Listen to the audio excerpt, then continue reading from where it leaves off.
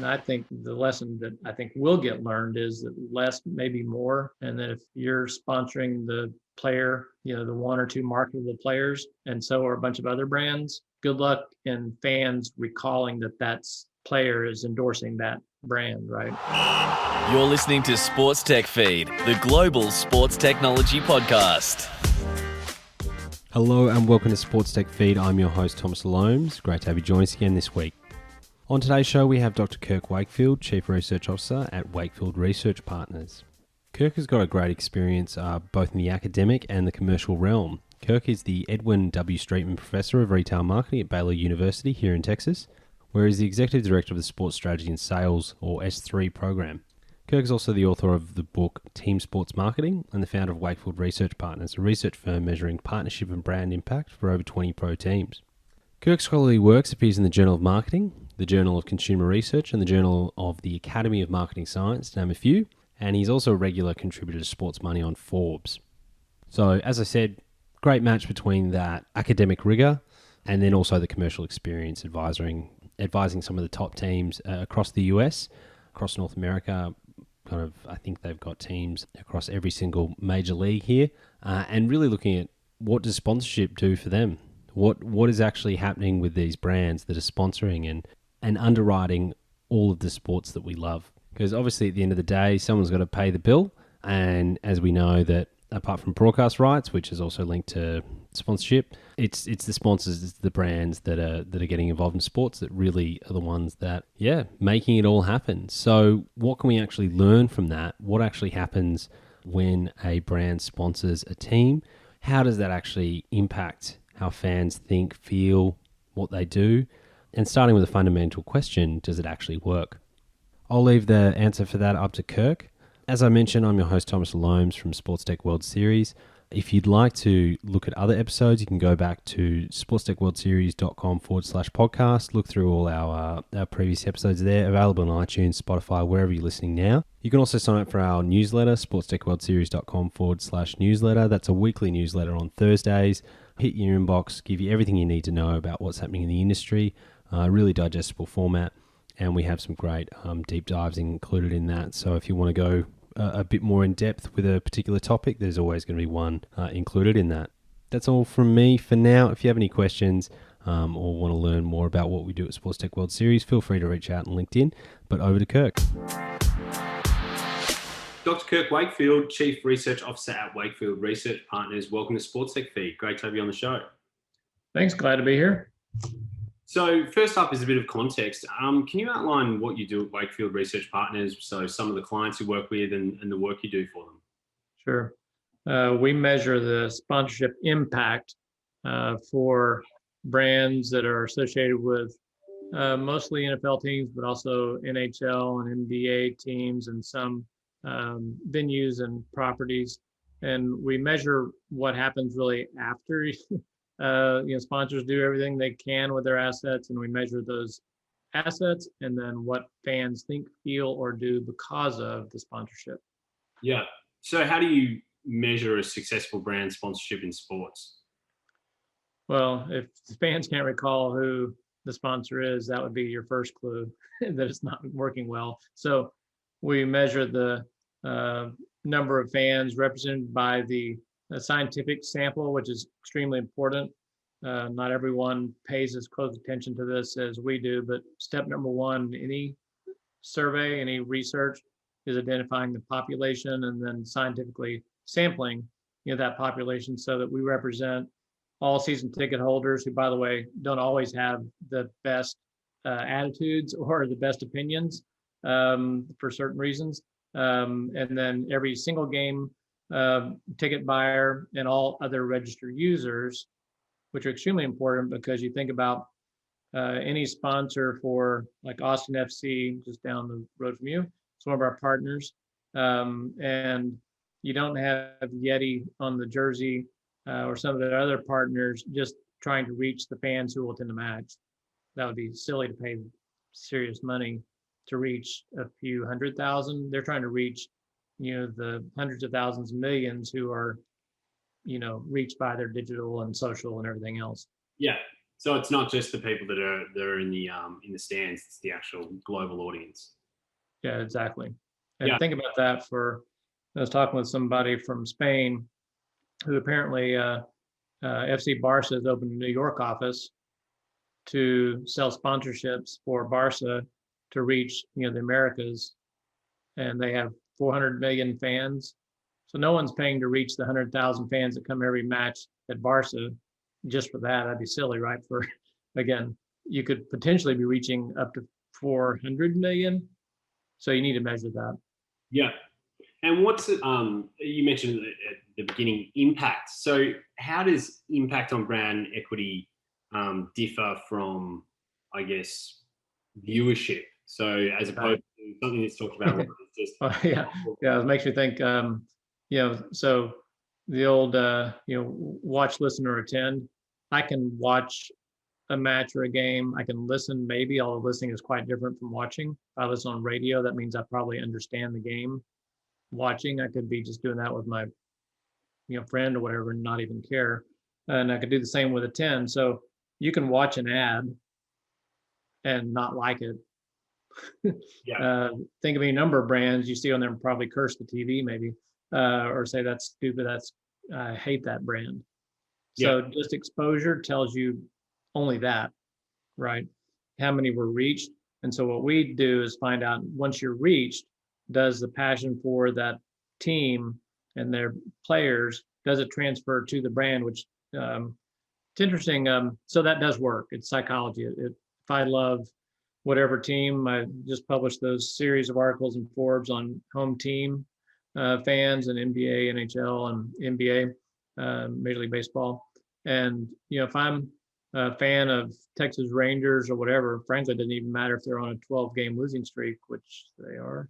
I still will, my passion for baseball, my passion for Major League Baseball and the team, it still works. And I think what stuns me, and it always works, by the way, because of the psychology of pairing that thing I love with, the brands. I think this industry, some, or too many, I would say, in this industry, still have kind of a fear that what we're doing doesn't really work. And so we've got to pump up the numbers. And so we give them these huge social numbers and huge digital and, TV ratings and go, see, we reached these millions of people. And then some, not as many anymore, but some are less likely or aren't necessarily wanting to get into what the impact is, but the impact works. That's why we do it, so that's the difference. We had Dr. Tom Waller, who's Chief Science Officer at Lululemon, so one of the biggest athletic, I think, behind Nike only in terms of market capitalization. And he had the phrase, brand done well is an extension of oneself. And if you think about a sports team, it's an extension of yourself. It's right. Why people get tattoos of their favorite teams. That's essentially a logo, but people aren't getting, the Ford or the Toyota badge tattooed on themselves.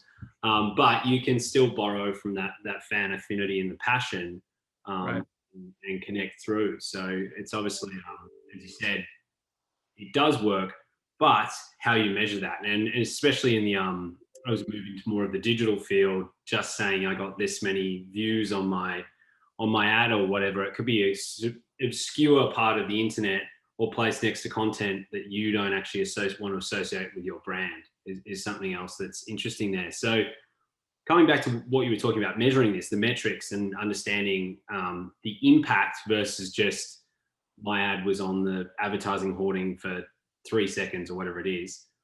What are some of the basic fundamental mistakes that you see when brands are measuring their sponsorship impact? Yeah, frankly, I don't see that many errors on the brand side. In fact, we fancy ourselves as, experts on what brands want, and we're helping teams see that. The teams will try and measure sponsorship impact to then sell sponsorships, and they get it wrong. So I guess revising the question, where are the mistakes made and what are the mistakes? Yeah.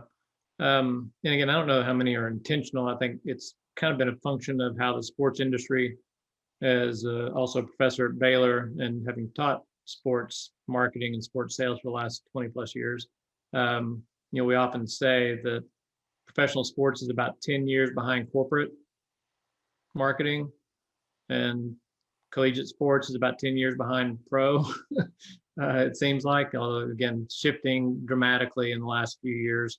And I'd say that's shifting even more so in the collegiate space. But anyway, so maybe not intentional, but a function of not putting monies into the business side of it as much as they do on the pitch or on the court or field, perhaps. And so the consequence, teams are often understaffed. If you go very many, I don't think anybody's saying, wow, we have, totally enough people to do everything we need to do. No, they're always running around like the proverbial, chicken with his head cut off. They're super busy and they don't have enough people. So as a consequence, when it comes to research, in fact, when it comes to database and data management, often you'll find the person in CRM and database, and then subsequently often assigned to do the research, is somebody who might have come out of inside sales, might have had a biology degree or political science or who knows what, in other words, not business and not marketing research by any stretch, who had a knack for numbers. And somebody said, hey, you're pretty good with Excel. Why don't you come over here into the database side? You're not selling too well. And so then they can come over into the database side, and maybe they did so well and they just are good at numbers. So then they do that and they move their ways up the ranks, in the business analytics department, and plenty smart, but not trained in market research. But then someone says, oh, hey, well, you can handle the market research side and you handle the budgets and everything on analytics, fine, but yet they have no training in market research, which is, there are PhDs in this field. Obviously, I hold one, so does a couple of others in our organization. So I always compare it to, it's kind of like if you need to see an MD for something and you're sick, you could Google it. People do, right? WebMD tells me I've got this. So you could, but if you're really sick and you really want to make sure you're taken care of, you'll go see an MD, a doctor. You probably aren't going to want to see the nurse or the physician's assistant, although occasionally that's okay, right? Yeah. But mostly what you've got is somebody that's in charge of research that is not trained, no fault of their own. But then often when we'll talk with them, we'll hear, well, we take care of this, we do this internally. Yeah, so it's being under-resourced, and then someone with an analytics background, but not understanding nuances of actually, say, even how to put together a survey or other market research tool.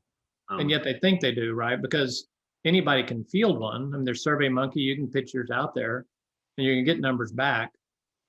So they think they're doing it, but I can't tell you how many surveys we've seen that are out there by some of our competitors in the space that frankly motivated me to get into this. And then others who are just DIY, sending them out. And they are things that if you're teaching a research class, at a university, you would not pass, fail. So has it gotten better after COVID? Is it one of those things that obviously there was shutdown in sports, but then also a lot of financial pressure on a lot of the sponsors to, all businesses to pull back on expenses, and obviously marketing. Yeah, and that was part of it. So clearly there have been a number of providers in this space that are, akin to what not everything we do, but or at least in the survey business and research business, that have been moving along. And so the demand has definitely picked up for sure. And I think now what people are seeing is that the brands for sure are demanding it. And even if the sponsorship person might be totally behind whatever it is and hasn't cared before, now they do, because the CFO is at their company is asking for a report. So they want support more than just, oh, that's how many you reach. They want to know if it's working. Yeah. So we're seeing a lot more brands that are asking for that. I got to throw in real quickly, which is occasionally I hear teams say, well, no brands have asked us for this. Well, to be fair, they didn't know you could or would provide that data, but they're all tracking the same things that we measure and can do for you, but also do some of it that no one else can do. Mm. So is it one of those things that there's, or traditionally less incentive to actually provide hard data because people were concerned that it would show things they didn't want to, and kind of basically saying that if I'm selling a sponsorship package from a team side or a league side, and I can just say, well, it reaches this many people, and I can give you inflated stats, and I can kind of go, well, look at this connection. Is it out of concern that maybe there was a little bit of snake oil in the sense of it wasn't really reaching what they wanted? And now with something like COVID, and I think in our previous discussions, you've mentioned the GFC, you saw a similar thing after that, the global financial crisis, the subprime mortgage crash in the US, where businesses had to turn around and go, you need to justify this. And also, as the evolution of data and digital continue, you actually have the means to justify this. So is it one of those things that it's kind of this, I guess, a self-supporting ecosystem in a negative way, in the sense of that's what it has been, and now sponsorship, and then it kind of just keeps going. Yeah, well, and it's easy. So how many eyeballs were there? We all get that, Yeah. right? And everybody can report there's X million, that were reached by this. Or we can do our own surveys and say, oh, look, this is the percentage of fans who recalled your brand as the partner, either unaided or aided recall. That's, been done for, decades or almost century. So fine. But what actually the brands are wanting to know is the return on the assets. So if I spend 7 figures on a sponsorship deal, I want to know, did those assets that I bought, did they actually work, and to what extent did they work? And so, yes, back to the part of your question, brands are now demanding to know that, and they're most satisfied when they get that. They've not been used to getting it, frankly, until we came along. So the opportunity is there. So I think back to what I was saying is one of the charts that we show now in our pitches is that there are a number of syndicated providers, like our friends at Zoom for Hook It, or and our friends at YouGov, or maybe the Relo or MVP index. You need that data. I mean, you need to know what that reach is for sure. Those are all complementary to what we do. So great, use those. But if you want to actually know what happened because of all those things, well, then you should measure it. And you also should do it over the course of a contract, right? So if you really are transparent, which there is a growing number, and I'd say all of our partners in this boat, there's a growing number of transparent-minded people who treat partnerships truly like a partnership, like you would if a good friend, like you lay it all out there. If it's not working, let's make it better. If it is working, I sure want you to know, so you can go tell your CFO and CMO, how it's going. So I think that it's shifted. The demand is higher, and then there's a growing number of new blood in there who's not the old school glad handing. We don't really need to give them all that kind of data. Yeah. Maybe we were a little fearful if they did. And by the way, the fear is unfounded. I mean, it works. I mean, somebody asked me the other day, does it ever happen where the partnership measurement comes out poorly? No, I mean, as long as you're fulfilling your part of the activation, doing what you contracted to do, no, it works to the extent that they paid for those assets and so on. That's consistent. The only time I've seen it not work, frankly, is when the brand has the rights to the intellectual property to use the marks in the logo, and then what we refer to as signing a check and dropping the ball, and they don't use the marks of the team to bolster and amplify their message. So brands sometimes drop the ball, but I've not seen too many teams do that. Yeah. And is that something that kind of a little bit tangential, but with name, image, likeness, is it something that you're seeing as college athletics is professionalized? in a more formal sense. I mean, anyone on the outside looking in would see how professional it is, essentially. Same with, I mean, Baylor McLean Stadium, that's not exactly a small shack. That's on par with many professional stadiums around the world, same as here in Austin with Darrell K, the UT Stadium, 100,000 people. But as on the kind of athletic side, name, image, likeness, athletes being able to be paid for how they represent themselves. Do you see it's kind of opening a whole other door to this work in terms of measuring that sponsorship? Yeah, for sure. And we've been discussing it internally and some places externally. And frankly, the whole space of measuring the impact of an athlete is like the wild, wild west. Nobody really knows. They've been doing the same thing, frankly, that has been happening in general sponsorships. They've been using social and digital tracking and then saying, oh, look, here's the value of that social post. I mean, that's good. I mean, better than nothing, right? You need to give it a shot. But we've been doing some research recently that suggests that an athlete that isn't it's not a Ben Roethlisberger or whatever, it's not the, top tier, you're about as well off maybe using, if you're thinking about it across teams, take the starting linebacker or whatever, take a player that everybody that loves that team knows, that may be just as effective as getting the star player, because frankly, the star players, you think about the same thing on NIL, like with the Alabama QB that haven't even played a down, he's into $1 million. You don't have to necessarily spend that kind of money. Every Bama fan is going to know most of the rest of the players and what will be the impact for that individual player. And once they get so many different sponsors, then you get clutter.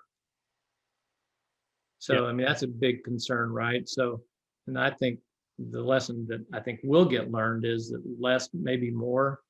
And then if you're sponsoring the player, the one or two marketable players, and so are a bunch of other brands, good luck in fans recalling that that's player is endorsing that brand, right? Yeah, it might turn into a little bit of they'll end up looking like a NASCAR vehicle, just, put plus the transition, right? So you don't have the advantage of that athlete staying with, the club, if you will, for more than 4 years. Well, some take on 5th and 6th years, but still, they're going to move on to another property, an NFL team, whatever it might be. So you don't even have that advantage. Although I guess you could argue maybe it's about the same as pro players who tend to shift, from one team to the next fairly freely. Yeah, I think it's an interesting, as you said, it's the Wild West, and it's an interesting space whether the athletes are looked at as influencers, as in like kind of like a social media influencer that has a brand, and the metrics around that is very much on, all right, how many followers do you have? How much? Yeah, it's still eyeballs, which is eyeballs. It totally misses the point, right? Because I used to say this in class years ago, but makes me think back in the basketball shoe wars, which I guess still continue, but haven't been a Nike wearer for many years, both running and for basketball. I could see a commercial for Reebok back in the day. Remember the old pumps, or for Adidas or whatever it is. But I might be dismissing it at the same time I'm hearing it. So it's actually called ad derogation. Basically, you're saying bad stuff about the advertiser.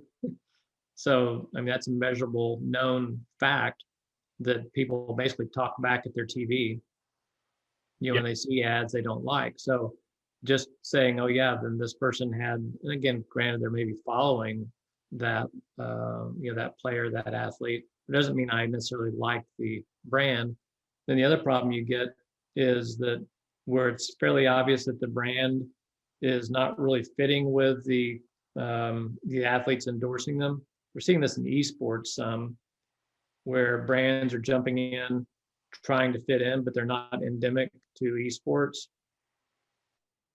The gamers don't like the brand that's jumping into their space. So yeah, it's not as easy as just counting, eyeballs. Yeah, and that was the point I was going to make is around a sporting team, a franchise. It's not just valued on how many Instagram, Facebook, Twitter followers it has. It's valued more as the brand equity goes deeper than that. Whereas influencers, individual influencers, and fashion influencers, wherever that is, Insta famous, that's much more around, well, what are your metrics on these social platforms? So understanding the difference between the two, and also trying to then separate out, as you said, the Alabama QB.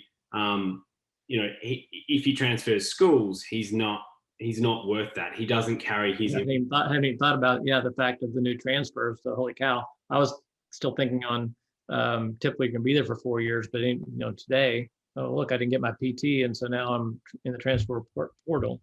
Yeah.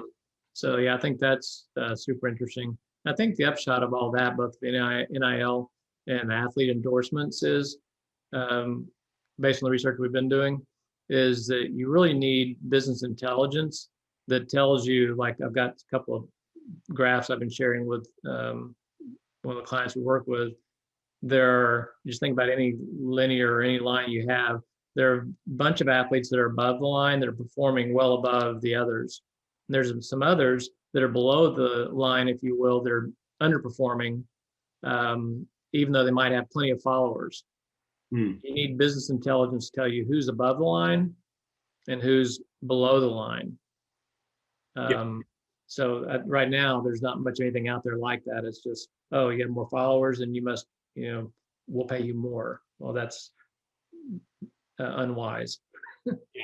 Yeah, definitely. And you mentioned the series you've just written on Forbes, and we can include that in the show notes for the episode. But when it comes to sponsorship, are all fans created equal? Are certain groups of fans more valuable than others, either by geography or by social group demographics, whatever else? Yeah, that study that YouGov conducted is outstanding. The sample sizes are huge. I mean, so it's about roughly 5,000, a sample of 5,000 fans who watch most or nearly all of their favorite home team across the three leagues that are NBA, so not NFL, but NBA, NHL, and MLB. And then compared that to the general population on a bunch of different metrics that we have in those articles, where the general population, you've got tracks among almost up to 400,000 people. So it's extremely accurate. So what we find is that home team fan, I always remember what my buddy John Heike said. He used to be the general manager of Fox Sports Southwest. And he says what the regional sports networks have is the lean in factor. So you lean in to watch your team. Well, could also, I think it also fits for the NCAA favorite team. Longhorns and Bears fans aren't exactly in the most amicable position right now, but nonetheless, if you're one of those fans, you're following your favorite baseball or basketball or hockey team, you're leaning in the whole time. Yeah. One of the examples I use in there, I borrow from golf, and you see it sometimes in the other sports, but the PGA Tour has done a great job of playing through, where they've got, and you see some of this in the NFL, I've seen it some in the other sports, but they have the actual, the match is still going on one side of the screen. Then they've got an ad going on at the same time, basically, because you're tuned in, you want to watch that next putt or whatever, not miss any of the action. And at the same time, you're watching the ad. So you got that lean in factor that the home team fan, is different from, frankly, just your general, watching any broadcast, of other sports, or just watching, game of the week or whatever it might be, or maybe because you're a fantasy sports player and so you're watching for other reasons. Yeah, I mean, you see that in the Olympics. Like, I'm an Australian living in the US, and I'll tune in for whatever Australian's doing. It doesn't matter if it's, the swimming, which we excel at, or if it's, I don't know, obscure sport. They've got skateboarding in there. They've got badminton. If there's an Australian in there, I'm probably going to pay attention and cheer for them, as you said. And obviously that's regional, but at a national level. But it's still got that kind of connection that you have, and same as at a college level. If UT's at something, I'll tune in and just have a look and kind of focus in on that. But that's certainly something interesting there. And maybe less of the fans you're going for, but the kind of the hate watching. I think probably there's going to be a few Bears fans that Baylor Bear fans, if Texas does end up going to the SEC, that'll tune into. Well, actually, that gets into another research topic that my wife and I are working on. We've got quite a bit of data on this in sports and in politics and elsewhere, but Schadenfreude and Glücksschmerz. So in fact, she said the other day, there's going to be a lot of Glücksschmerz and Schadenfreude going on the next, year. And my son said, might I get some extra tickets this year because they're going to be in demand? So Schadenfreude is, when I am glad when my rival loses. Yeah, it's taking pleasure from others' pain, essentially. Yeah, exactly. And then Glücksschmerz is kind of the reverse. Way it's more, I don't know, fail videos on the internet, seeing someone fall over and it's hilarious, stuff like that. But what was it? Glücksschmerz, both German words that we don't have American equivalents for. But it's when you're mad when your rival wins. So the first one is glad when they lose. And then Glücksschmerz is I'm mad when they win. So let's say UT goes to the SEC, I don't know if it's already been announced, but if for some reason or other, let's say UT actually wins the SEC, or gets to national championship, then those who are the rivals would be mad that they did, and that's Glücksschmerz. Yeah. It's it's kind of like the dark side of passion, which it's kind of funny. It's kind of in the NFL, it's everyone cheering against the Patriots during their winning. Glad when they lose and mad when they win. Yeah, exactly. So, but as you said, something that you can measure. It's all this human emotion that it's actually being able to quantify and measure that. Mm-hmm. So, that's been really interesting. Thank you for kind of outlining that, and also, as you said, the differences between brand impact versus just eyeballs, and kind of the evolution of that. That it does work. Sponsorship does work. Sports sponsorship does work. So brands and especially sports teams and leagues shouldn't be afraid of actually delving in and understanding it more. It's one of those things you don't want to look under the rock because you don't want to know what's under there, but actually it's really valuable. But now we do, and one other thing to add to what Thomas is, we have a database now of almost 400 brands and across 30 some odd teams, and over 2 years of data, over 200,000 fans that we've surveyed. And guess what? We have the evidence that it works. Yeah. And we can show how, a title deal for Austin FC compares to title deals and other deals across the country and compared to their category. In fact, I saw something the other day. I was preparing for another client of ours, looking at a title deal. And I'll just give you this one little tidbit that the title deals that we've measured, which is dozens, their lift that they get on the people they reach and effectively reach and then get lift on their brand is like 5 times the effect that it is if you don't have a title deal. So you could be an anchor sponsor, spend 7 figures, but a title deal gives you like 5 times the effect of the reach across all of your assets and on the brand lift. Yeah, definitely. So it's pretty much all the time we've got for today. So I just want to ask you the final question that we ask all our guests, which is, what is your favorite sporting moment of all time? Got a number because I've been to more games and more places than I can count. But the one that probably sticks in my mind still is RG3 completing the pass to Williams, beat Oklahoma in the last seconds, probably a dozen years ago, however long it's been. Yeah. So that was there, and the elation that comes from that. I'd say that's it. They say you feel more immortal following a big win and an emotional moment like that. Some research shows that you feel like death is further away. Yeah, that's how elated you are. That's, Robert Griffin III, obviously incredible college athlete, didn't quite translate that in. Yeah, not so much in the college. At Washington, and then kind of found a home with Baltimore and doing stuff. But yeah, I think he's going to be an analyst perhaps soon. Yes, yeah, that's the next thing. I mean, if you're a Texas football fan, you're probably feeling pretty close to death if that is true about elation pushing away. We'll take the wins where we can get them, and if that means getting into the SEC, if that's a win, that's what it is. Baylor's had a lot of success lately, and obviously the basketball this year feels like last year. Maybe I should say that's right up there. We were there, and we were definitely elated. But the difference there is, since we dominated the whole game and frankly the whole tournament, it was fun, and it was a lot of excitement. There's not quite the same as that last second, winning shot, winning pass, winning whatever.